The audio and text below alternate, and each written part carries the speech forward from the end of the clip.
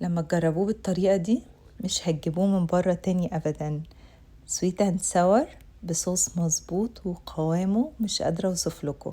كمية الصوص اللي هتعملوها بالمقادير دي هتكفي الخضار والنودلز وكلها في طاسة واحدة، مش هتحتاجوا تعملوا في كذا حلة. هنعملها النهاردة بالجمبري وهكتب لكم تفاصيل تسوية الجمبري تحت الفيديو.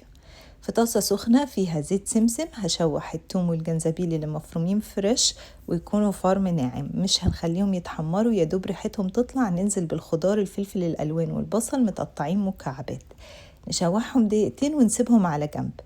هنحط في البولة بتاعتنا كوباية عصير أناناس فريش أو معلب، أنا استخدمت الفريش، عليها ربع كوباية من الكاتشب، ربع كوباية من الصويا صوص الغامق، ومعلقة كبيرة من خل الرز أو الخل الأبيض، وربع كوباية من السويت شيلي صوص، معلقتين من السكر، ويفضل استخدام السكر البني عشان لون الصوص يبقى أحلى بس ما كانش متوفر عندي، معلقتين من النشا. كل التفاصيل دي هكتبها لكم تحت الفيديو. هنقلب كل المكونات على البارد وتكونوا محضرين النودلز بتاعتكم. أنا استخدمت النودلز جاهزة، يدوب بس بنحطها في مية سخنة تفك كده ونصفيها. الخضار بتاعنا ما بيتشوحش اكتر من دقيقتين على النار، عايزين نحافظ على القرشة بتاعته. وبعد كده ننزل عليه بالصوص بتاعنا، نقلب على نار هادية كده لحد ما نلاقي القوام تقل معانا. لو بتحبوها سبايسي زودوا اي هوت صوص او سيراتشا عندكم حسب رغبتكم.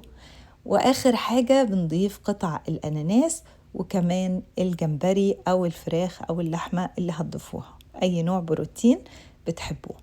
هنقلب كل ده على نار هادية كده، نسيبه يبقبق كده مع بعضه على النار لحد ما الصوص يمسك مع المكونات كلها والطعم ياخد من بعضه والجمبري يتشرب طعم الصوص. واخر حاجة قدموها مع النودلز بالشكل ده، زينوها بالسمسم والبصل الاخضر، اوعوا تنسوه انا نسيته وما حطيتوش على الطبق بتاعي. وبس كده.